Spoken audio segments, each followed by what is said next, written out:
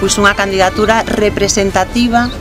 dun proxecto político que quere que Galiza saia adiante, que deixemos atrás o paro, a precariedade, o expolio dos nosos recursos, o menosprezo cara a nosa lingua e cultura e que abramos un tempo novo no país, un tempo no que haxa oportunidades para xente nova, que acabemos pois, co despoboamento e co envellecemento da poboación e sabemos que ante esta situación o que non valen son parches nin que nos digan que isto se vai a solucionar con un cambio de xestores. Nós temos claro que hai que facer unha aposta por cambios estruturais, por sentar as bases dunha Galiza que sexa dona do seu futuro e que eso significa que temos capacidade para autorresponsabilizarnos, que non nos dirixen nin desde Madrid nin desde Bruselas a política forestal, nin a política agraria, nin cuestións tan importantes como o prezo da electricidade.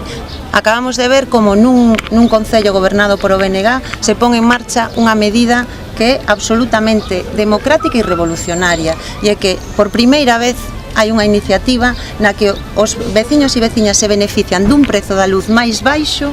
porque producen enerxía. Pois o que está pasando neste momento xa no Concello de Mulas nos queremos que pase en toda Galiza, que haxa unha electricidade máis barata para a xente